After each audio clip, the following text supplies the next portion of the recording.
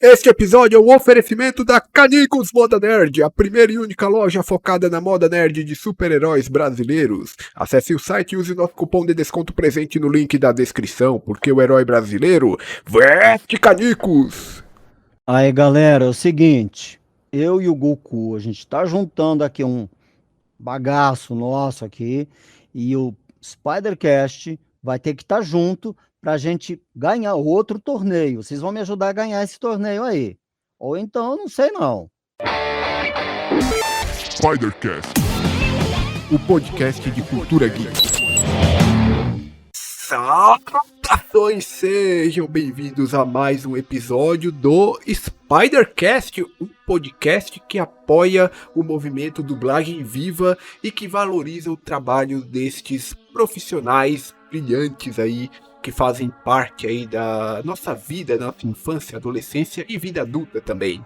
Dito isso, tenho a grande honra de receber aqui no programa uma voz marcante e que tenho certeza que é bastante conhecida por vocês, principalmente para aqueles que, assim como eu, é fã de Dragon Ball. Nosso convidado já emprestou sua voz para o Philip J. Fry no desenho Futurama, para o ator Jason Briggs no primeiro filme do American Pie e também o Android número 17, grande vencedor do Torneio do Poder. Converso hoje com Figueira Júnior. Tudo bem contigo, meu querido?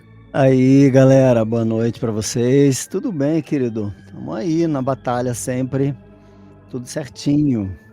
É um prazer estar aqui conversando com vocês. Prazer é todo meu, cara. Ano passado eu recebi aqui o Daniel Figueira, né, seu sobrinho, que também atua na área da dublagem, e hoje é muito legal ter mais um integrante dessa família aqui no Spidercast. Bom, é um prazer estar aqui com vocês, galera. São sempre bem-vindos esses papos, né? Porque é uma forma da gente trocar ideia com aqueles fãs que a gente praticamente não vê, né? Mais vê nos likes, nas redes sociais. Então é sempre bom a gente fazer isso de vez em quando, né? Eu tava meio fora disso, meio, né? Você foi o primeiro.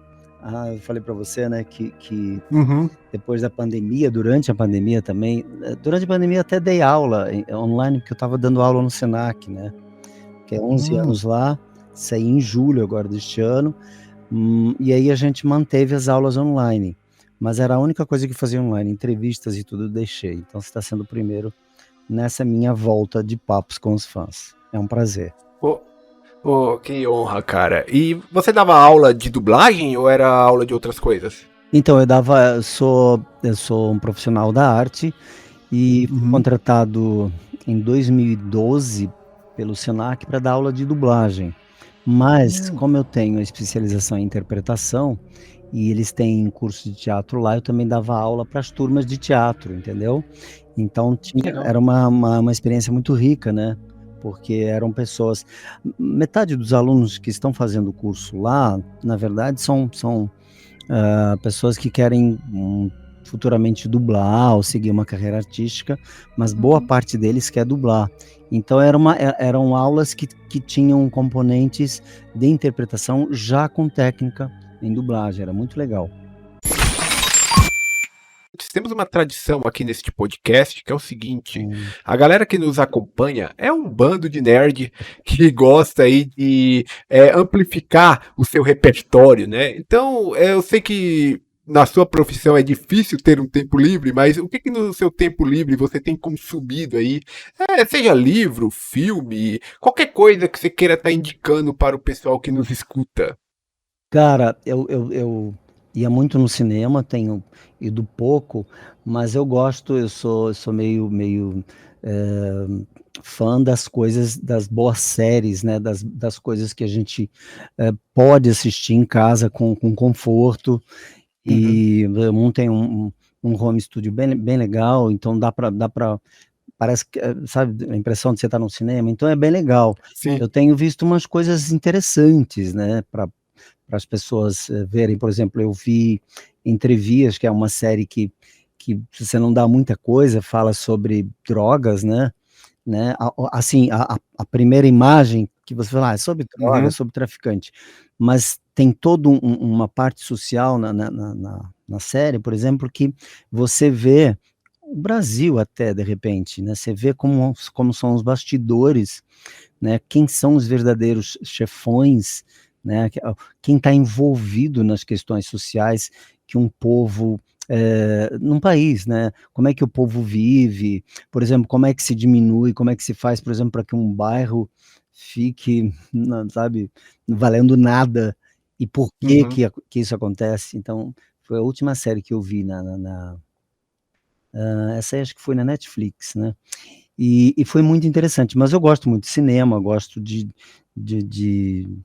atualmente estou mais no streaming mesmo, né. Uhum.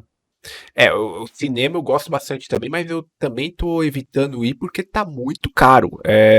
Você tira um dia, um final de semana, às vezes, pra ir no cinema, no mínimo 100 conto que você vai gastar fácil, fácil. Sim, mas tem muita coisa boa, por exemplo, eu gosto de suspense, né, tem o Juiz do Uhum. Diabo, as últimas que eu vi, né, o famoso Alfaiate, que também é legal, Família em Primeiro Lugar, também tá bem legal, Desejo Fatal, sabe. Então são coisas, Perfil Falso, sabe, você vai ter uma lista enorme, né. E Uhum. que a gente pode indicar, até porque geram reflexões, né, e todas elas dubladas, né, uma ou outra não é dublado, né, mas a maioria é tudo dublado. Você costuma assistir, às vezes, produções das quais você já dublou, né? Ou tá dublando, e aí quando você vai assistir, você desliga o profissional dentro de você ou você fica sendo muito crítico consigo mesmo? Cara, eu já antigamente eu sofria mais, hoje a gente vai abstraindo, vai acostumando, né, porque senão a gente não vê mais nada, né. Uhum. Então, Eu eu entendo. vejo como espectador mesmo. E claro, tem uma voz ou outra que está destoada, né, mas isso não é porque é dublagem não é casa de Deus, né. Então tem muita Uhum. merda no ar, tem muita porcaria, e aí chama atenção, mas ainda assim eu consigo, observar isso de uma forma como espectador. Tipo assim: "Não gostei, essa voz não combina", porque se eu for mesmo ver como profissional, aí já complica mais. Mas eu me debruço no assunto, se eu gosto. Se a dublagem está muito ruim, eu vejo legendado, mas não é porque eu não gosto de dublagem, né. Você Uhum. vai num cinema, por exemplo, ver um filme, e você não gosta daquele filme, não quer dizer que o cinema é ruim. Aquele filme é uma porcaria, mas o cinema é maravilhoso, você entende? Então eu vejo a Sim. dublagem como dessa forma, e eu tenho visto as produções dessa forma. Eu prefiro dublado, porque eu realmente não gosto de ficar eu tenho uma velocidade de leitura muito legal, mas eu não gosto de ficar lendo, sabe. Eu Uhum. leio um livro, né. Eu gosto de ver, eu gosto de observar as reações dos atores, o cenário por inteiro, tudo que está acontecendo ali, a iluminação. Os profissionais se esforçaram para mostrar uma coisa legal pra gente, a gente vai lá e tem que estar lendo a legenda, então já começa a desconstruir a produção por Sim. aí. Eu também prefiro dublado. Quando eu assistia coisa legendada, na grande maioria das vezes era uma época que a gente não tinha streaming, né? E era muita produção que não era dublada. Por exemplo, animes, né? O mercado de animes tem crescido muito ultimamente. Hoje tem tido muito anime dublado. Mas aí a única opção que a gente tinha naquela época era por meios de pirataria, né? E eram produtos legendados por fãs. Hoje a gente tem um mercado muito legal de dublagem, né?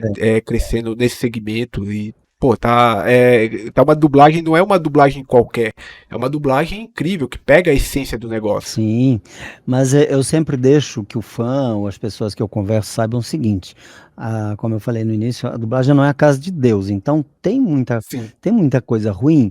Tem, mas essa claro. muita coisa ruim ainda é pequena em relação ao que temos de bom. Qualquer área, assim, medicina tem médicos ruins, advocacia também, então se a gente encara assim: "Ah, é dublagem, tal, então tem que ser tudo perfeito", não é. Até porque quando eu dava aula, eu gostava de exemplificar, a gente tem, para quem é de São Paulo, por exemplo, eu não sei se os mercados são iguais, temos Pão de Açúcar, temos Extra e temos o Dia, né. Então, né, Uhum. numa analogia, a gente tem estúdios que também são mais sofisticados, cuidam melhor do elenco, da produção, da tradução, outros estúdios já não cuidam tanto, e não é por não sei se não vou eu prefiro nem falar que é maldade, é o sistema mesmo, né. Então a gente tem barzinho, por exemplo, você vai comer um sanduíche no McDonald's, tem um X cuidado, uma X apresentação, e você vai num barzinho da esquina é outro. Então, o cuidado com os produtos que a gente consome é diferente. E se é diferente, a gente vai ter resultados diferentes também, né? E a dublagem, tudo isso para falar que a dublagem tem sim, às vezes tem elenco, o diretor não tem muita noção do que está fazendo, às vezes se é ele que escala, nem sempre são os diretores que escalam, mas se é ele que escala, ele não tem uma experiência dramatúrgica, ainda aguçada, madura para poder colocar o melhor ator para aquele papel. Tem gente que escala, que confunde, por exemplo, a voz biológica com a voz aparente. Você já deve ter escutado falar que tem, para vídeo tem a imagem aparente e a imagem e a idade aparente e a idade biológica, certo? Certo. Então, no nosso trabalho, eu pessoalmente acredito que também tem assim, tem pessoas que a idade biológica é uma e o timbre dessa voz está em outra idade, certo? Então, Certo. alguns profissionais confundem, né? Vou escalar fulano porque o cara tem 20 anos, às vezes ele tem uma voz que não combina com aquela idade. Ou o contrário, geralmente o cara tem 50, 60, às vezes o cara tem uma voz mais jovem. Então a gente tem esses detalhes. Começa por aí, né, a escalação, mas tem outros detalhes. Às vezes o cara estudou numa escola que não se preocupou tanto com a compreensão de texto, que já é um problema do brasileiro, né? Já começa, mesmo que ele não seja ator, a compreensão de texto é uma loucura no Brasil. Porra! E no teatro a gente precisa disso muito mais, porque a gente precisa entender o que aquele cara ali que a gente vai fazer está dizendo e por que ele está dizendo aquilo, como é que ele faz. Às vezes a maneira como eu interpreto, como eu diria aquilo pessoalmente, é diferente daquela maneira padrão que o sistema comprou. Você entendeu? Vou dar um exemplo bobo assim, você entra no elevador, tem um tempo para você falar algumas falas, você não vai dar bom dia, sabe? Você tem um tempo, sabe, o cérebro sabe como é que é uma fala padrão. Bom dia, tudo bem? Oh, bom dia, sabe? Então, se você está chateado, se não está, se é um bom dia com desprezo, se é um bom dia fofo, se é um bom dia que tem um caráter de assédio, a gente tem um movimento, um significado padrão daquilo que a gente fala e ouve.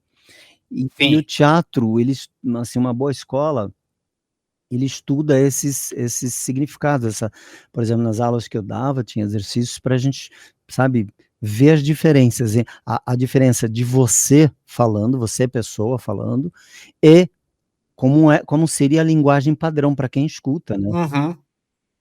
É a interpretação, né? Por exemplo, eu tô aqui conversando agora com o Figueira Júnior, né? Se, por exemplo, colocar você para interpretar o Android 17, por mais que a voz seja a mesma, é outro calibre, é outra interpretação. Assim, porque é outro lugar, o personagem tá num lugar que eu não tô, tá. Aí, Goku, agora só porque a gente tava se dando bem, você resolve fugir, é isso? Quer dizer, são coisas que são nuances, são situações diferentes, então, obviamente, a fala vai sair diferente. E eu quero até aproveitar esse gancho do que você falou, que eu acho que isso é um problema que eu vejo em toda essa parte quando se fala de inteligência artificial, né? Que é um assunto que está em bastante pauta ultimamente. Sim. O que eu vi de inteligência artificial no momento não consegue fazer exatamente isso que você explicou. É. A inteligência artificial ela vai simplesmente traduzir aquilo e dizer aquilo, mas ela não diz na tonalidade correta, Aham. na interpretação que vocês, que é o trabalho de vocês, entender aquela interpretação e colocar aquilo naquele contexto. E vai demorar para ela fazer. O que ela pode fazer são pequenas falas. Ela pode, talvez, quem sabe, narrar um livro, mas ainda assim tem que ser feito um trabalho muito, que eu chamo de um trabalho podre, né, de opinião, de formadores de opinião, dizerem que a IA está lendo um livro, ai, que lindo, que fofo. Não, vai ser Não. meio Waze bêbado, né? Mas até aí, são negócios, né? E as pessoas aceitam ou não, né? Então eu acredito que tem gente que é pago para fazer isso, para falar bem e tal, mas vai demorar um pouquinho ainda para a inteligência fazer o que nós fazemos. Por exemplo, ela pode traduzir um japonês falando, mas se ela for seguir a, a, a melodia do japonês, ela vai falar tudo, bom dia, como vai, sabe? Quando a gente dubla uma produção japonesa, a gente vai fazer uma versão brasileira, a gente vai dizer aquilo que ele está dizendo lá do nosso jeito. E a inteligência ainda vai demorar para, por exemplo, uma cena que tem 3 anéis, anel na dublagem são cenas em torno de 20 segundos cada, né? Cada ceninha. Então, uma ceninha que tem em torno de 20 segundos, a gente chama de anel ou loop no Rio de Janeiro. E aí, vamos supor que são 3 anéis de bife, e aí o casal começa suave, se beijando e tal, mas aí a mulher fala alguma coisa para ele, ele fica com raiva e começa a gritar com ela, brigando. A inteligência não vai fazer isso tão cedo, né? Ela vai talvez fazer uma tradução simultânea, né? E aí existem também questões, né? Eu acho que a inteligência veio para ficar, já veio fazer isso nas fotos que a gente brinca de fazer, tá aí a gente conversando, né, no meeting. Então a inteligência artificial tem que agregar. O que ela não pode fazer é pegar a voz do Alfredo, né, como é que chama você mesmo? Alfredo, né? Pode ser Alfredo. Então, não pode simplesmente pegar o timbre do Alfredo, que é uma coisa pessoal, e ficar dizendo, né? Vamos supor que o Alfredo é conhecido, é famoso, é um William Bonner. Eu não posso, sabe, utilizar-me desse marketing, roubar esse marketing que o Alfredo conquistou e ganhar dinheiro em cima disso sem pagar para ele.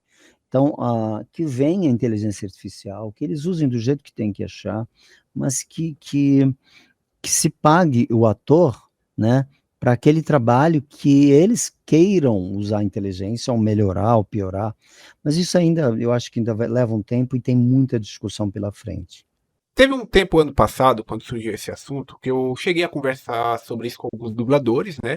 Depois, com o tempo, eu falei, eu acho que o que já tinha para ser falado sobre isso já foi falado. Aí esse ano estourou de novo esse negócio, né? Aí veio novas coisas. Aí por isso que recentemente eu tenho tocado nesse assunto, até por conta do movimento do Dublagem Viva, né? Que vocês têm participado aí, se manifestado a respeito. Eu acho um movimento muito válido. E essa turma está fazendo um trabalho muito grande, gigante, que envolve gente não só do Brasil, e inclusive eu acho que eles estão mais aptos, mais engajados em responder de uma forma mais realista as perguntas relativas à IA do que eu, por exemplo, né? Porque eu estou dando uma opinião, e eles estão ali trabalhando no dia a dia, buscando informações que estejam dentro da lei. A lei existe, mano, sabe? Tem que regulamentar, sim, mas a lei sobre roubos, sobre se utilizar de uma coisa que é de outro, direitos autorais, direitos conexos, ela existe já. Então, é questão de bom senso, mas as pessoas estão animadas e ficam assim, nossa, que fofo, olha aí, consegui fazer o Giannichini falar essa parada aqui, o DiCaprio, olha aqui, ele falando português, ele tá transcrevendo, é uma tradução do Oscar melhoradinha, vai. Você está ouvindo Spidercast, o podcast de cultura geek. Queria saber como foi que você entrou nesse mundo das artes, né, e começou a trabalhar com isso. Cara, meu sobrinho também começou aos 6, 7 anos nesse universo da dublagem, tá aí, né, daí a gente, né, meio que eu iniciei, dei todas as dicas, mas eu já faço teatro desde pequeno, né, bafa a idade, e comecei criança, que nem meu sobrinho, né, fazendo teatro, e assim, em 1987, eu já fazia teatro antes, né, mas em 1987, eu estava no TBC, que é Teatro Brasileiro de Comédia, em São Paulo. Você é de São Paulo, né? Isso, sou de Guarulhos, São Paulo. Guarulhos, você conhece, fica na Major Diogo, hoje está fechado. Provavelmente não, vai virar um Sesc, mas chamava TBC, Teatro Brasileiro de Comédia, e tinham 5 salas ali dentro. Então eram miscelâneos de vários espetáculos.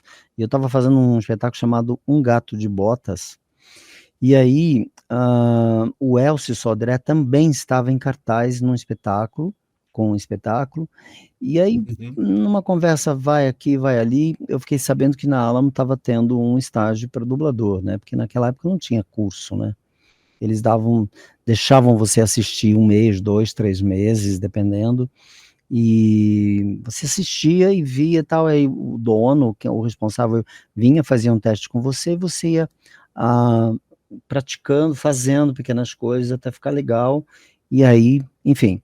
Aí veio, aí eu fui até lá, o Hélios, o Cícero, como que é o marido, esqueci agora, deu branco no nome dele, que era o marido da Nair Silva, ele me atendeu, aí ele chamou o Michael, que era o dono da Alamo, e a gente conversou, então me deixaram fazer um estágio de uns 2, 3 meses, 2 meses e pouco, né? Quase 3. E aí teve um dia que o Michael, ele falou, hoje é um dia de você fazer um testezinho, a gente vai dar uma cena para você fazer e tal. E aí desceu o Michael, que viu eu fazendo a cena era uma série que passava na TV Cultura, chamava Animais no Bosque dos Vinténs.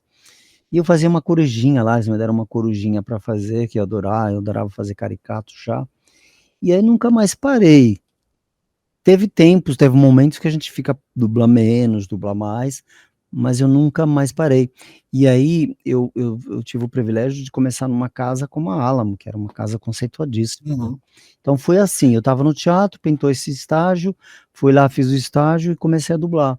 E aí continuei fazendo teatro, viajei o Brasil com alguns espetáculos, fiz muito comercial para televisão, né, e de marcas famosas, né.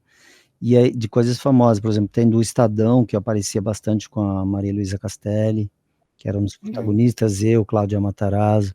Então tem um currículo aí que você põe no Google Figueira Júnior, sempre vai Uhum. achar alguma coisa minha lá. Tem bastante coisa, né? São muitos anos de trabalho, né? E trabalhos bem bacanas, por É. sinais, né? Bem marcantes aí. Eles não usam É, Necktie, que foi muito sucesso, foi na época que lançaram o filme, né? Eu cheguei na casa do Guarnieri, sabe, ele dando todo o know-how pra gente e tal, então a gente ficou em cartaz no Teatro Itália, foi muito legal. Então, quer dizer, são Castro Alves Pé de Passagem, com Carlos Alberto Sofridini dirigindo, que era um puta cara, sabe, puta diretor. Então eu tive esse privilégio, por exemplo, Hugo Giorgetti era um papa, né, dos comerciais, também tive o prazer de trabalhar com ele, fazendo alguns comerciais, que naquela época dava, agora virou tudo meio, enfim, mas eu gravei bastante, né.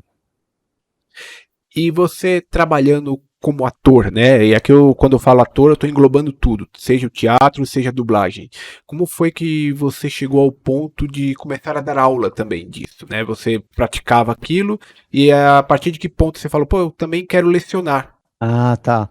Então, eu entrei na dublagem em 1987, e faz mais ou menos uns 15 anos que eu também comecei a dirigir dublagem, ou seja, talvez 2007, 2008, né, fazendo as contas, não lembro. E aí, comecei a dirigir dublagem e tal, e teve um momento em 2012 que o Senac estava precisando, o Senac, para quem é de São Paulo, bom, no Brasil tem Senac, estava precisando de alguém para dar aula no curso deles de dublagem. Aí eles me chamaram, eu fiz um teste, dei uma aula teste, eles adoraram, isso em 2012. E aí eles me contrataram, eu virei CLT, né, funcionário deles. E eu Ah, que saí bacana. agora em julho do ano passado, julho do ano passado. Aí ficou praticamente uns 11 mais de anos, 10 anos. 11 anos 11 dando aula. anos. Então, e as aulas do Senac, elas têm uma metodologia bacana, porque, assim, envolvem aulas com fono, então a gente dava aula conjunta, então assim, era um conhecimento, era uma troca de conhecimento gigante, porque eu passava conhecimento artístico para elas, porque a fono, nem toda fono é uma atriz, entendeu? E elas Uhum. passavam também um conhecimento vocal, era uma troca gigante, então não era só o aluno que aprendia, era a gente, todos nós aprendíamos. E foram 11 anos de muita gente formada assim, eram cursos livres, né, porque a gente dava aula para atores já, né, com DRT. E a gente tinha esse privilégio dessa troca. Tinha, por exemplo, uma senhora, eu nunca esqueço, que ela veio fazer o curso, uma atriz, mas dessa turma que, assim, por um acaso do destino, não seguiu a carreira e tal, mas veio e falou assim: Figueira, eu falava pro meu marido que eu amava ele não acreditava, a partir da tua técnica, das tuas aulas, né, e agora ele acredita que eu amo ele, sabe. Porque a gente ensinava mesmo, de fato, não só a dublar, a gente entrava numa base do ator, da pessoa, para que ela entendesse como é o processo mesmo de fala, porque às vezes nem sempre como eu falo, chega do jeito que deve chegar para o outro. O que ele escuta não é aquilo que eu gostaria que ele entendesse, nem sempre. Então a gente Sim. a gente trabalhava muito isso, era uma coisa riquíssima. Eu estava vendo recentemente umas lives de uns criadores de conteúdos que eu acompanho, né? E tinha uma galera no chat reclamando, falando: pô, mas você é muito grosso, você fala. Falando com o criador de conteúdo, falando que ele é muito grosso. Ele falou: não, gente, eu não tô sendo grosso, é a maneira como eu falo. Eu falo desse jeito, às vezes eu posso dar uma entonada maior, então. Acabei lembrando disso aí que você falou, né? Às vezes a pessoa ela fala de um jeito e acaba comunicando outra coisa, né? Mas assim, eu gosto, nas minhas aulas eu sempre fiz analogias, né? Então, por exemplo, se o teu trabalho está lá nos Estados Unidos, vamos supor, né? Sim. Ah, uma das condições primárias, principais que você tem que entender é que você vai ter o teu jeito de falar, a tua comida, a tua diversão, mas o teu trabalho está ali, você precisa se comunicar bem para fazer aquele trabalho, e uma das condições primárias é aprender o inglês com as inflexões deles, com o jeito deles, Uhum. ou seja, existe um padrão deles falarem. Não basta você só aprender o inglês e chegar lá com um sotaque, por exemplo, porque daí você vai diminuir a qualidade da informação que você dá ou Uhum. recebe. Agora, traz esse exemplo para o nosso trabalho artístico, né? Às vezes a gente tem uma maneira, diz: mas o povo me acha grosso, mas é o meu jeito. Pois é, pensa se não é um momento para você dar uma mudada, porque às vezes Uhum. você você tem um padrão.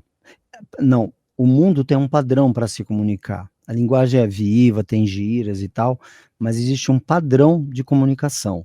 Então, o que é raiva para você pode não ser tão raiva para o outro, pode ser uma ironia, pode ser um sentimento um pouco mais suave ou mais agressivo. Então, o legal, e era um trabalho que a gente vinha fazendo bastante, assim, com intensidade, era fazer com que a gente, não a tua solução, mas a solução padrão, da comunicação padrão do mundo, ou Uhum. seja, você vai fazer um espetáculo, você vai levar a ideia de um personagem que está ali, e é um produto do autor que quer dizer uma mensagem. Agora, você pode dar pode pincelar a tua opinião ali, mas mesmo sendo a tua opinião, ela tem que estar dentro de uma fala padrão para o universo, ou seja, vamos considerar que o universo é tudo aquilo que escuta você. Pode ser através de Sim. streaming, pode ser de gravado, pode ser ao vivo, vamos brincar de chamar isso de universo. Você tem que ter uma comunicação com o universo, um entendimento de como é a comunicação com ele, né, e numa outra analogia, por exemplo, você tem você está na beira de um rio, na tua margem você tem uma mangueira ou alguma coisa que faça com que o outro a tua voz chegue no outro lado de uma forma que o outro entenda. Eu gostava de falar assim: você vai regar uma planta, você tem uma mangueira. Quando você nasce, essa mangueira, ela tá inteira, né? Mas aí vem a tia dizer que não pode brincar de carrinho X, tem que vestir, você entendeu? Vem todas as coisas do Uhum. sistema e vão furando essa mangueira com dogmas. Então, vamos supor que nessa analogia, a tua fala, aquilo que você fala, entra pela mangueira e sai do outro lado, né. Então, por exemplo, timidez é um furo, sabe. Dificuldade de Sim. leitura é outro, dificuldade de entender o que o outro está falando e como que você vai. Então, quando a tua mensagem chega lá para regar a tua plantinha, que seria a pessoa que vai te ouvir, ela chega a 50%. Então, o nosso trabalho era tampar esses furinhos, então era resolver a timidez, era fazer com que a tua articulação, a gente tinha exercícios para articulação, sabe, para a pessoa entender como é a parte fonética, né, como é que ele Uhum. fala. Num exemplo, assim, bem tranquilo. Por exemplo, quando você fala bola, por exemplo, onde fica o L quando você fala bola, o L fica onde na tua boca? Bola. Bola.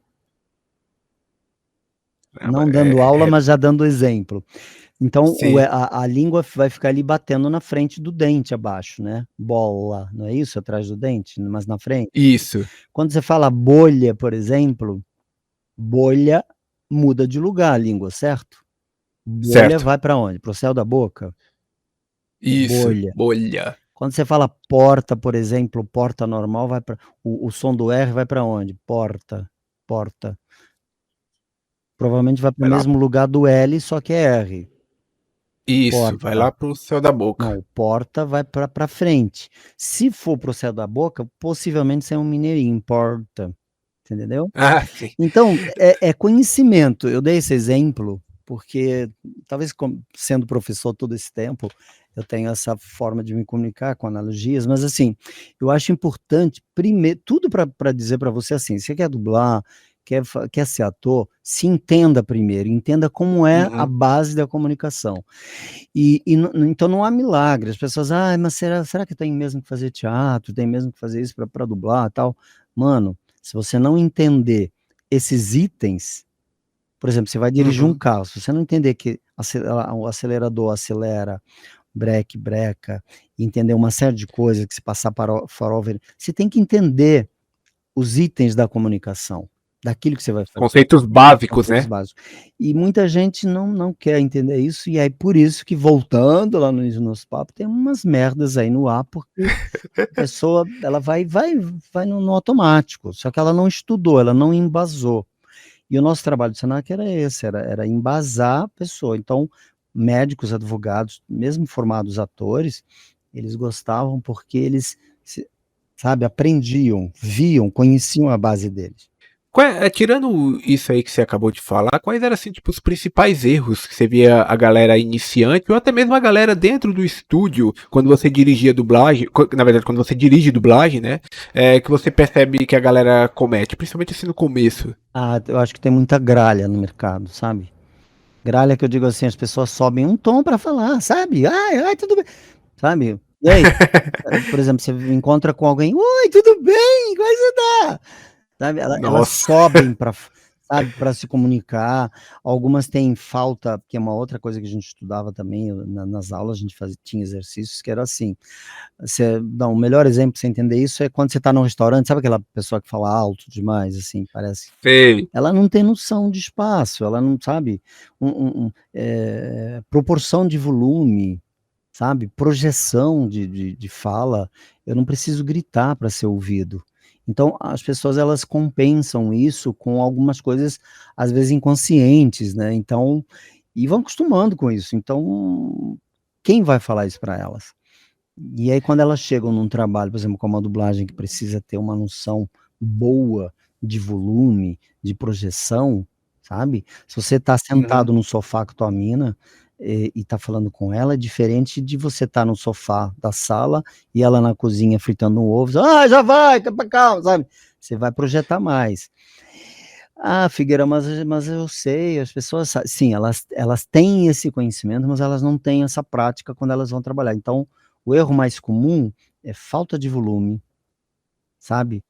Falta de Sei. noção de volume, de projeção. Então, as falas para essas pessoas têm todas praticamente o mesmo volume, e a gente não fala o tempo inteiro com o mesmo volume.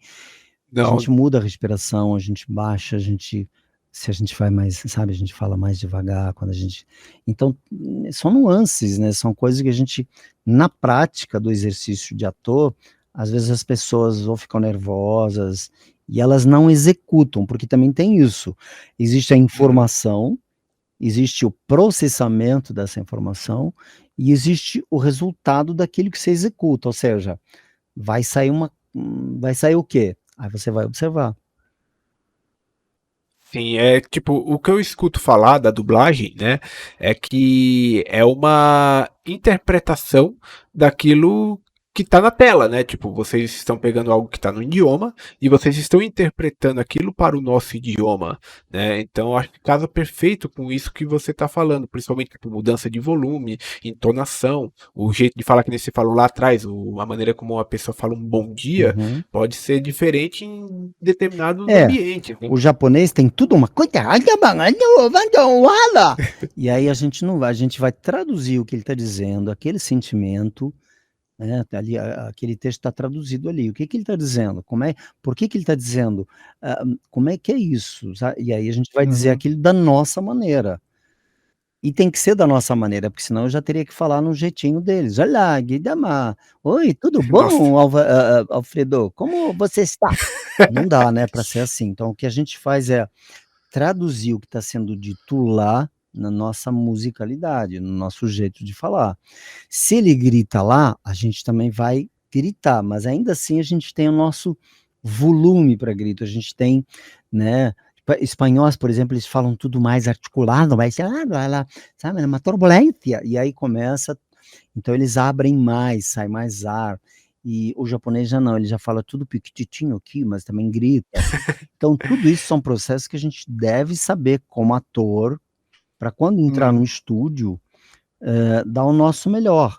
O texto está lá e a gente vai dizer aquilo que está ali, olhando o que está sendo feito na tela, porque a gente faz uma cópia do que está sendo mostrado na tela, não é como eu quero que seja, é como o cara está Sim. dizendo lá.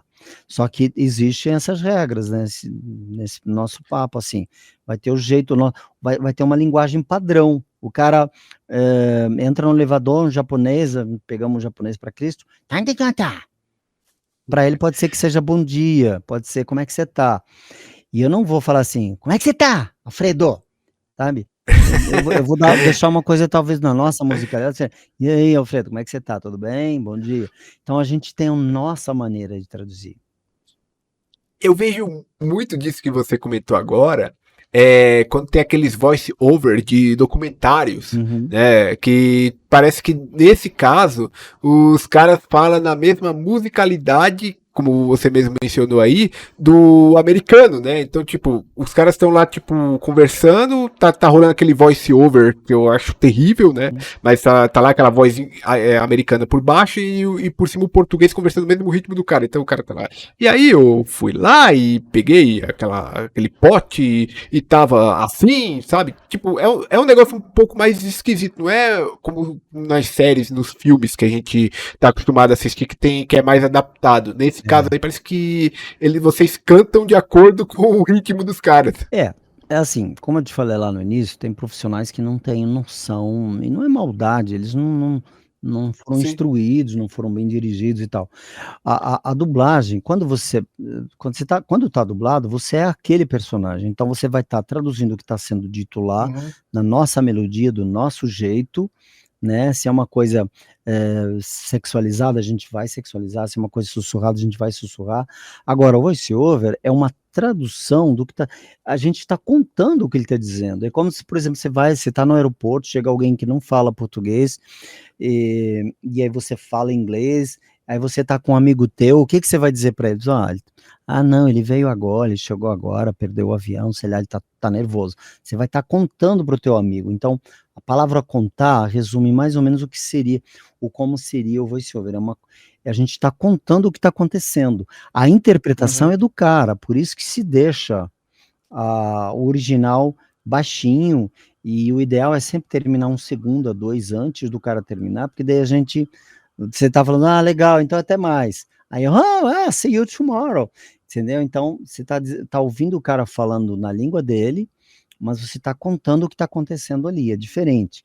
Eu dublaria tudo, né. Agora tem questões, por exemplo, documentário sobre medicina, é legal, sabe, você fazer um voice over, porque são profissionais, não são atores que estão Uhum. contando, então você vai estar contando a história. Agora, sabe, tradução de Oscar, que não sei nem se melhorou, porque eu não tenho visto o Oscar, mas é Faz tempo que eu não vejo, mas quando eu via, cara, era é, terrível. então é terrível, porque assim, hã, às vezes a pessoa está traduzindo, mas ela fez parece que 2 anos de CCIA já acha que fala bem, enfim, ela tem que saber contar o que está acontecendo, Por exemplo, você viu uma história na rua, você conta essa história para alguém, não necessariamente sendo o personagem. Eventualmente você vai pôr uma nuance aqui, outra ali, mas o fato é que quando é documentário, quando é reality show, às vezes as pessoas. Reality show, ainda bem que os clientes preferiram dublar, né? Porque antigamente também se faziam esse tipo de coisa com voice-over. Eu acho voice-over medonho se não for para. Eu acho que cabe quando é documentário. O restante eu acho que tem que ser dublado. Só para explicar para a galera que está nos escutando e pode não estar entendendo, o voice over é quando você tem os dois idiomas, tanto o inglês, só que o inglês com um volume um pouco mais Isso, baixo, e você tem o português sobrepondo aquilo. Então isso. você tem os dois idiomas, os dois áudios sendo falados ali basicamente ao mesmo tempo. Isso, o original tá mais baixo e tem algum ator, né? Que geralmente no Brasil, por exemplo, na China, é tudo a mesma pessoa que faz, fica um horror. Mas assim, no Brasil, pelo menos ainda se escolhem as pessoas, né? Com timbres idênticos e vão lá e fazem tal. Mas geralmente sim, o ator conta e por baixo, com volume menor, tá o original, né? Que pode ser inglês, outra língua qualquer. Você está ouvindo Spidercast, o podcast de cultura geek. Você já esteve em algum momento na rua, no dia a dia, sei lá, numa padaria, numa loja, enfim, e conversando com alguém chegou pra ti e te reconheceu por causa da sua voz? Cara, as pessoas fazem essa pergunta e eu respondo de outra forma. Eu tenho uma facilidade para fazer caricatos e mudar minhas inflexões. Por exemplo, responder com um histórico. Quando eu comecei a dublar o Fry do Futurama, todo mundo achava que era o Endo que fazia. Colegas meus, inclusive. Então, quer dizer, aí com o tempo as pessoas vão acostumando com as tuas inflexões e começam a perceber. Então, assim, umas Sim. 2 ou 3 vezes, alguém vê, você, tua voz é estranha. Eles não acertam. Fala, mas eu acho que é estranho. Não, parece que a gente já se conhece. Eu falei, não, talvez você já ouviu a minha voz e tal. Aí a pessoa vai lembrando, fala, mas é mesmo, porra, não sabe. Caralho, como é que é possível e tal. Então, é mais ou menos por aí, do que por exemplo, tem caras que tem uma voz padrão tão forte que você tá por exemplo, seu Peru, era impossível não reconhecer o cara na padaria. E eu já não tenho, assim, porque eu chego, a minha maneira de interpretar as falas do personagem entram na vida do personagem. Por exemplo, mesmo eu tendo o mesmo timbre do Android 17, você não vai ver o Android 17 dando uma entrevista, então já muda um pouquinho, né. Quer dizer, pode até ser, mas o Android 17 ele grita, o Dragon Ball é uma série que tem muita luta, muito grito de guerra, muitas reações, então é a minha voz, é meu timbre, mas inflexionado para aqueles momentos. Por exemplo, o Sim. Alfredo conversando comigo, tá nesse tom, nessa base, né, nesse timbre. Mas se você tiver puto com a tua irmã, com teu amigos, você vai jogar um texto relacionado àquela tua briga, Uhum. aquele teu assunto, e vai virar outra pessoa. Sim. Concorda? É outra Acompanhando, coisa, né. é outro timbre. Então não tem, respondendo a você, assim, eventualmente, o que acontece é que as pessoas acham que me conhecem. Eh, Agora não tanto também, porque envelheci um pouquinho, né, abafa a idade, mas quando eu tinha lá nos anos 80 e 90, que foi o auge dos meus, sabe, de fazer comercial, fiz participações, pequenas participações em novela, fiz filme para cinema, mas eu fiz muito comercial, então, sim, eu ia no shopping, as pessoas: "Ah, legal, não sei o quê", mas aí depois a gente vai envelhecendo, vai mudando, e também naquela época não tinha o que a gente tem hoje, a internet, não tinha Facebook, Sim. não tinha essas bagaças, era o que a mídia conseguia soltar. E a por causa dos comerciais de Banespa, o Ultralá, Fábrica de Móveis Brasil, gente, coisas que nem existem mais, mas o S-Top, então, o Estadão, né, que eu gravei com profissionais legais, por causa Boa. dessas imagens que passavam na TV, sim, o Banespa hoje acho que é Santander, se não me engano. Bom, enfim, o fato é que a gente sim, aí eu ia no shopping, a pessoa olhava: "Ah, legal". Agora eu posso sair tranquilo na rua, o que acontece é que nem eu te falei, a pessoa, estranho, de onde a gente Já te ouvi em algum lugar. de onde a gente se conhece? Primeiro começa aí, mas no sentido de que, tipo, ouvi em algum lugar, é isso. E temos aqui um personagem que não tem como a gente não falar dele, que é o Android número 17, né? Até antes de eu comentar isso, tem até uma história aqui que me contaram aqui no Spidercast, que foi o pessoal da banda Senpai Old School, né? Quando eu entrevistei eles, e o Kai, que era o vocalista da banda, o vocal masculino da banda, ele falou que na época que tava passando Dragon Ball Super, né, a série recente, o último episódio eles organizaram um evento num barzinho lá pra galera assistir e tudo mais, né? Que é o episódio que teve lá a vitória do Android 17 no torneio, né?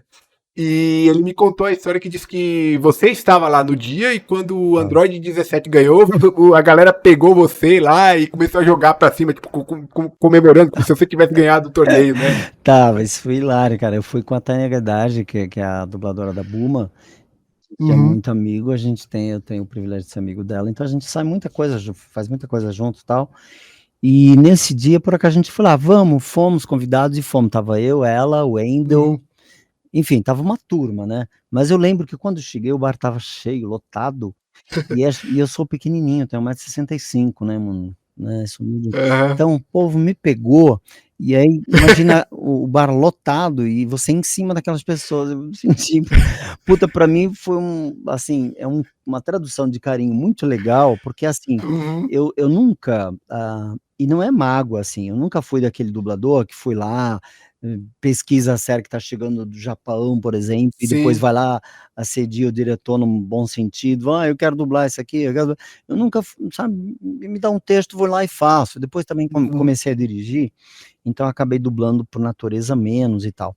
Mas o Android 17 foi uma história, né? Eu estava na Alamo, aí eu fui fazer uma escalinha, era um Android, nem eu sabia que ia virar isso, que virou, e é mais um Uhum. daqueles homem 3, homem 2, sabe, garçom. E aí ele foi crescendo, mano, crescendo, crescendo, e chegou nessa última temporada, ele foi protagonista dessa Sim. história, e aí aconteceu isso de verdade, né, que você tá falando, que até foi uma época que eles alugaram um estádio, acho que foi no México, para assistirem, ao último episódio do torneio e tal. Uhum. Então tava uma febre, e sim, aí as pessoas me carregaram, aí e o palquinho desse bar ficava no andar de cima, então, mano, vai subindo ali, foi muito legal, foi uma história realmente bem legal. E nessa época o Dragon Ball Super nem estava sendo dublado ainda, né? Ou se tava, não tinha chegado nesse momento ainda do Eu Android acho 17. isso, na verdade já tinha dublado, né, mas ainda não tinha ido para o ar, o que eu já tinha dublado, você entendeu? Ah, pode crer. Que isso acontece.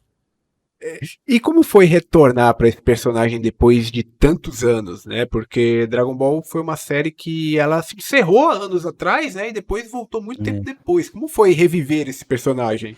Cara, o Dragon Ball é uma série que a gente pensa assim, é luta, é guerra e tal, mas se tivesse que definir uma frase, é assim, é a batalha da vida, mano, é a guerra, Sim. é matar 2, 3 leões por dia, tanto é que o que surpreendeu no meu personagem, no 17, foi que ele acabou virando guarda florestal, mano, e aí montou, né, ficou lá com a família dele, foi fazer um torneio, ganhou esse torneio, foi fazer um cruzeiro depois, né, ia fazer um Sim. cruzeiro depois. Então, o que a série mostra nesse meu personagem é assim, ele começou androide, né, ele começou com toda aquela coisa que os seres humanos, quando contam uma história, jogam o conhecimento deles, então era um androide ali e tal.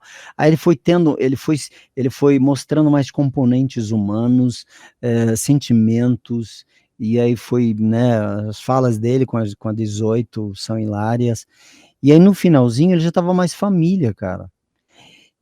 Mas o mote, o significado de tudo que ele falava era assim: batalha, batalha de uma forma certa, que você vai alcançar o que você deseja, né, inclusive contra poderosos, que foi o caso do Goku, né, porque é umas histórias do Goku e Sim. tal ali. Então, assim, vendo, assistindo a série, assim, vou assistir, talvez você nem ligue, a gente vê aquele monte de luta e tal, mas se você avaliar a série como um todo, tem várias mensagens ali. E uma das coisas que faz com que a série fique mais legal é que o autor da série, ele fez com que todos, a maior parte dos personagens, tivessem o seu lugar ao sol. Sim. Sabe? Que é uma outra coisa que, assim, a gente, como espectador, a gente às vezes talvez nem preste muita atenção. Geralmente os atores são uma escada para o protagonista existir, certo? E Certo. no Dragon Ball, ele conseguiu fazer então, cada personagem teve em algum momento uma história muito bacana e apareceu bastante, mostrou o lado que tinha que mostrar, deu uma mensagem. E isso é muito legal nas séries. E eu concordo. O 17, só pra comentar aqui rapidamente, Uhum. ele foi um personagem que quando eu assisti a primeira vez lá, quando eu tinha meus 10, 11, 12 anos, lá por volta de 2001, 2002, né? Ele foi um dos personagens mais legais, assim, que eu achei, sem zoeira nenhuma. Tipo, eu gostei muito do estilo do personagem, né? E eu fiquei muito feliz, anos depois, sabe? Já com meus quase 30 anos, naquela época, né? Eu já tô com 35, mas naquele tempo eu tava chegando ali os 30, né? Eu fiquei muito feliz em ver o personagem voltando, primeiro voltando, né? Uhum. E foi uma surpresa muito grata ver que ele teve o papel que ele teve. Tipo, ele basicamente ele solou naquele torneio, sabe? Porque não era uma coisa previsível, né? Tem alguns Não, personagens que são previsíveis, por exemplo, o Goku é protagonista. Então é sim, previsível que ele ganhe, que tudo vai em torno dele, etc e tal. O Android 17 começou ali, sabe, sendo usado para uma coisa aqui, outra ali. Aí, de repente, ele entrou na história e mostrou outras coisas que os personagens previsíveis não mostram. Por exemplo, saindo um pouco do Android, indo para o Fry, o Futurama, o Matt Groening, que é o autor, ele mesmo falava, ó, eu tenho os Simpsons, que tem uma linguagem mais padrão, e o Futurama que está um pouquinho mais refinado. Numa analogia nossa, brasileira, seria assim, Praça Nossa e Zorra Total, eram piadas sim. mais inteligentes, mais elaboradas, não é que não era que eram mais inteligentes, eram mais elaboradas para um outro público. Mas o Futurama nada mais é do, assim, eu vejo o Fry, aquele menininho de papai, filhinho de papai, aquele idiotinha que acha que sabe tudo, Sim. que tem tudo ali na mão, mas ele é muito fraco, ele é muito, sabe, frágil. Aí o Bender é quem resolve as coisas para ele, é o destemido, é o destrambelhado e Uhum. tal. E a Lila é uma espécie de Google deles, né? Então era a tiazinha Sim. que resolvia as histórias dele. Por outro lado, mostra um lance muito forte, que é a amizade, o trio, né, claro que tinha os outros personagens e tal, mas o trio era um trio que formavam uma coisa só, que era, assim, a vida dos 3 existia, eh, junto com a vida de cada um dos 2 que estavam ali juntos. Então, a felicidade de um dependia de um arranjo do outro, do conhecimento Uhum. do outro, que era no caso a Lila, e eles, mostravam muito o lance da amizade, era muito legal. E da descoberta, né, que é a primeira trepada do Fry indo entendeu? Então tem essas coisas, e o nosso trabalho é rico por isso, cara. Tipo, eu escuto muito isso de outros dubladores, né? Você entra no estúdio, você dubla um personagem, tipo um vilão, um deus grego, alguma coisa do tipo, aí você vai para outro estúdio e dubla tipo um gatinho. Sim, verdade, isso é É, verdade. ver, E aí é a versatilidade. e aí você mexe com sentimentos, né, você começa a fazer um bandido de manhã, então você vê o lado obscuro dos seres humanos, que não sabe, aí depois você vê um cara mais à tarde, um padre, você faz é muito legal, é um exercício de sentimentos maravilhoso. Acho que todo mundo devia, fazer um curso de teatro, ou estudar um pouco de teatro, mas numa boa escola que ensine sabe, que Uhum. faça com que a pessoa que está fazendo aquele curso entre na base dela. O Qual é a melhor voz para dublagem? Tirando o que a gente tem como padrão de galã, né, e algumas regras, né, de comunicação, a melhor voz é a tua voz. O que vai valer é a tua interpretação, como é que você vai dar vida a essa voz, né. Obviamente, se você tiver Exato. uma voz de galã, você vai trabalhar um pouco mais, né. Sim, com certeza, né. Mas, eu acho que foi o Márcio Seixas que falou pra mim uma vez, que a dublagem ela precisa de vozes bonitas, vozes feias, vozes médias, todo tipo de voz. Precisa, mas aí já entra uma coisa que não é a dublagem. Por exemplo, o cara que nasce, que não é o meu caso, com 1,90 m, olhos azuis, ombro grande, né, magrinho e tal, ele vai fazer muito mais olhos azuis, cabelos bonitos e tal, ele vai ter 5 casas andadas no jogo que é Uhum. a vida humana, que são as regras humanas. As pessoas não: "Ah, não, mas o que vale é o coração", meus cus, né, mano. A gente a gente tem re a gente se você tem se chega com um Porsche num lugar, você chega com um carro bom, se você chega bem vestido, se você chega, se você tem uma altura, é branco, esses signos humanos, eles facilitam sim a vida da pessoa. E claro, se o cara tem uma voz de galã, mano, todo mundo vai querer ele no filme dele, né. Até porque, cá entre nós, culturalmente, se você tá lá, o príncipe tem uma masculinidade, assim, pelo menos culturalmente, historicamente, se bem que agora as coisas mudaram, mas tem aquela voz aveludada, sabe, mas é assim que é, sabe, voz FM. Sim, Então, sim.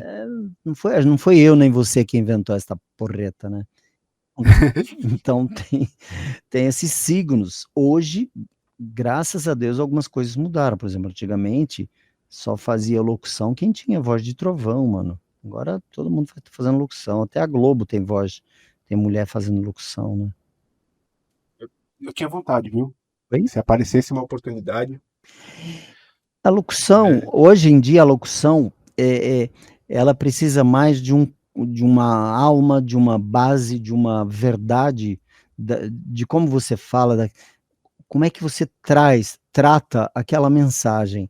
E aí alguém um dia provou que não precisa de a voz, aliás, muita gente que tem voz grave, às vezes não sabe nem, Uhum. sabe, fica tão xoxo o negócio, tem uma voz grave lá, mas então aos poucos foi se provando que o que importa é a mensagem, não é o timbre. Então hoje você já vê galã com voz mais específica do que outro, mas ainda assim tem um timbre mais galã, mas não é tão grave e tão FM como antigamente, já são mais já tem itens diferentes. Então as coisas estão mudando. Ah, entendo. Eu tinha vontade, assim, tipo, de entrar numa pegada jornalística, sabe? Narrar notícias, esse tipo de coisa, ler notícias, reportagens, conduzir entrevistas, que é uma das coisas que eu faço aqui também, né? Inclusive, esse podcast, quando eu criei ele, foi com essa ideia de ter esse portfólio também. Ah. Quem sabe um dia, né? Eu acho, mas você já fez aula de teatro algum dia, alguma vez, Não, não? eu É lembro que legal uma porque vez. Cara, tipo assim, eu nem chamo de aula. Eu lembro que quando eu estava no primeiro semestre da faculdade de jornalismo, lá em 2018, tínhamos um espaço livre numa sexta-feira, que a gente só tinha aula às 9 da noite. uhum. Né? Então a gente tinha o tempo livre ali das 7 até esse horário da aula começar. E aí apareceu um cara lá que quis dar aula de teatro pra gente. O resultado é que esse cara acabou sumindo. Só que o pouco que ele lecionou pra gente, o que chegou metendo um Shakespeare pra gente lá. Eu não sei qual que é a ideia de uma pegada de uma aula de teatro, mas eu lembro que geral lá na hora que nunca tinha interpretado na vida, nunca tinha feito nada, olhou aquele texto, se assustou, cara. Então, Sabe? Eu sei. é que assim, a linguagem dos seres humanos, ela muda de acordo com a época. Por exemplo, antigamente era tudo mais, e agora, senhoras e senhores, parecia que tinha uma batata na boca para Uhum. ator, e eu nas minhas aulas, às vezes, eu brincava assim: "Ó, o teu Shakespeare tá bêbado, menos", sabe, não precisa projetar tanto. "E aí, bom dia, como é que você vai?" Que legal". Mano, isso aí é bom para um personagem que seja caricato, ou um teatro do absurdo, ou um teatro mais surrealista e tal. Hoje em dia, as coisas estão mais naturalistas. A própria televisão, ela quer a gente quer tem uma linguagem mais naturalista. A dublagem, ela requer uma fala naturalista, não dá mais para ficar interpretado, assim, sabe. Sim. O Shakespeare, antigamente era todo mundo, não, porque o Shakespeare é uma informação, é um cara, é como falar de Moisés, é como falar, sabe, são personagens maravilhosos e que enriqueceram muito a nossa dramaturgia, tem espetáculos, tem peças maravilhosas e tal, mas hoje as coisas mudaram, hoje a gente tem que ter uma base, né, um entendimento de base muito grande para saber como que é o teu timbre. Não adianta você querer imitar o DiCaprio, por exemplo, sabe? Eu não vou dublar, por exemplo, o Schwarzenegger, nem o Tom Cruise, você entendeu? O Tom Cruise até ficaria mais fácil do que o Schwarzenegger. Mas, assim, existem linguagens, signos que nos levam a caber dentro daquilo que a gente quer fazer. Sabe, se você vai antigamente, por exemplo, o adulto dublava criança, ficava meio caricato, né, as coisas mudaram bastante. Então, o teatro de hoje é um teatro mais contemporâneo, mais naturalista. Agora, claro que se Ah, for entendi. montar um Shakespeare, for montar uma peça infantil, mesmo assim, até peça infantil, eu fiz bastante teatro infantil, né, fiz musical infantil, mas era tudo mais projetado, sabe, parecia que a criança era retardada e sabe quando você vai falar com a criança: "Oh, mano, as coisas mudaram, não é que eu tenho que falar sabe, eu tenho uma linguagem, uma base para chegar naquele na fala, sabe, num espetáculo infantil, então eu vou contar uma história, eu Sim. vou fazer uma bruxa, tem alguns recursos como é que é uma bruxa? Então eu posso pôr sabe por que que todo mundo faz bruxa com aquela vozinha de bruxa, sabe? Pode ser uma bruxa fudidamente moderna, sabe? Parece, sabe, mais parecendo uma anja, mas ela é uma bruxa, sabe? Então as coisas hoje em dia a gente tem coisas novas, e muita escola, muito professor não se atualizou, e aí leva isso sabe, o cara vai lá e acha que é aquilo, não é. Mas pode até estudar isso dessa forma, só que antes de estudar isso, isso aí tem que virar como se fosse um filtro, sabe, filtro, um skin, né. Ah, mas o que você tem que estudar é a base. Que base que eu estou falando? Essa coisa universal. Como é que o universo entende quando você por exemplo, quer pedir ajuda para alguém, como é que as pessoas vão te ouvir? O que que você precisa chegar como é que você chega na pessoa e fala: "Ó, eu preciso de ajuda e tal". Você não vai chegar: "Aí, mano, ó, preciso de ajuda, caralho, me ajuda aí", sabe? Existem tons, então isso é estudar a base, estudar uma linguagem padrão para chegar e conversar de uma forma que a pessoa te entenda. Por exemplo, no Sim. exemplo que eu te falei, na analogia que eu te falei dos Estados Unidos, você não vai para os Estados Unidos falar inglês do jeito que você acha que tem que falar, com sotaque. É. Quanto mais sotaque e mais jeito do que "Não, mas basta que eu fale good morning, o cara vai entender". Sim, mas não é a Nossa. musicalidade do cara. Você vai ter que chegar perto de como é, o mais perto possível, fluente, para isso a gente fala mais fluente a língua do cara. Aí você vai entender se o cara tá fazendo ironia com você, se ele tá dizendo: Tá, não, eu te amo pra caralho", sabe. Aí se você não entende, se você não entrou na fluência dessa linguagem, você não vai saber às vezes o cara pode estar dizendo que te ama e não tá tirando uma com você. Então traz isso para o teatro, pra base, para aquilo que eu falo de base. É você entender essa parada. Então, quando você tem a base, você vai montando todo o resto aí você pode ter milhões de linguagens, uma linguagem mais irônica, mas você tem a base, que é o que interessa. Você está ouvindo Spidercast. o podcast de cultura geek. E eu quero, primeiramente, cara, agradecer a sua presença por você ter reservado esse tempinho pra mim bater esse papo comigo. Espero que pra ti tenha sido uma experiência tão boa quanto foi pra mim. Obrigado por ter sido, tipo, escolhido, não escolhido, né, mas por ter aceitado o Spidercast ser o primeiro, né, seu retorno a entrevistas, que veio muitas outras aí, né. Foi Com retorno. certeza eu vou escutar. Sim, geralmente as pessoas convidam, mas eu mesmo que tenho estado no momento assim, não, deixa, tem colegas aí, tem mais colegas aí, chama os colegas. eles têm mais histórias, tem personagens novos, tem One Piece na parada, fala do mais atual. Mas eu que agradeço, né? Tem lá o meu Instagram, que tem umas brincadeiras minhas, mas também tem umas cenas, né? Figueira _ Júnior, que você me segue lá. Então, cara, é assim, agradeço demais é sempre uma chance da gente também mostrar como é que a gente pensa. Eu, Sim. como dublador, você percebeu que eu tenho, assim, é um dublador que já foi professor e que se preocupa em mostrar uma coisa que assim, não é por maldade, mas, por exemplo, os cursos, as informações que a gente tem na praça, elas são muito rápidas, muito curtas, elas não entram nesse contexto de que o cara tem que ter uma base, um entendimento bacana, sabe? É como se você fosse falar o inglês, não é decorar como se fala bom dia, é entender o que está por trás disso, da gramática também, para você falar bom inglês e fluente, né? Então esse é o meu diferencial, né, no meu trabalho. Atualmente você falou que não está mais no Senac, mas tem alguma maneira das pessoas acessarem uma aula sua? Você está lecionando? Tem planos para isso ou não? Então, eu saí do Senac em julho agora, do ano passado. Eu tô maturando, tô ainda meio que programando. Eu quero fazer um trabalho diferente dessas coisas do curso para meio Ctrl+C, Ctrl+V. Eu quero dar eu tô fazendo uma coisa parecida com o que eu já fazia lá, para a pessoa que for fazer as minhas aulas, ela possa entender, ela primeiro se entender, saber qual é, onde ela está nessa linha do tempo. E aí, em cima dessa base, ela dizer, não, eu consigo, eu tenho voz de galã, então eu vou por esse caminho, eu tenho voz.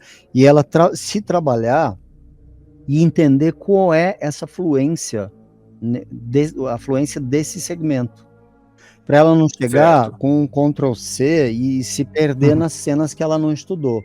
O meu trabalho vai ser ela trabalhar uma base para ela ficar livre para andar por qualquer lugar que ela for andar.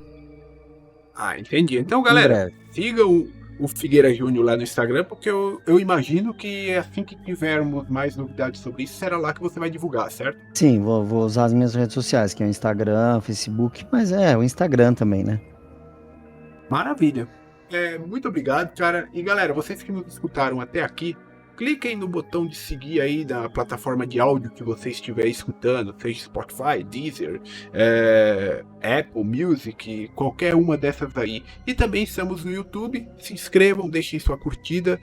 Me sigam nas redes sociais também, lá o Carvalho_Alf, porque é lá que eu sempre posto quando pego uma novidade aqui no Spidercast. Tem episódio novo, eu coloco lá. E também é onde vocês podem trocar uma ideia comigo, sugerir convidados. Se tiver ao meu alcance, eu vou tentar trazer. Se não tiver, eu vou tentar mesmo assim, mas eu não posso garantir, beleza? É isso aí, galera. Eu aguardo muito vocês na próxima edição do Spidercast. Até lá! Até lá, galera. Um grande abraço do Figueira Júnior, que é o Android 17, o Fry no Futurama. Até a próxima, se Deus quiser. Obrigado, Alfredo, pelo convite. Tamo junto. Você escutou Spidercast, o podcast de cultura geek.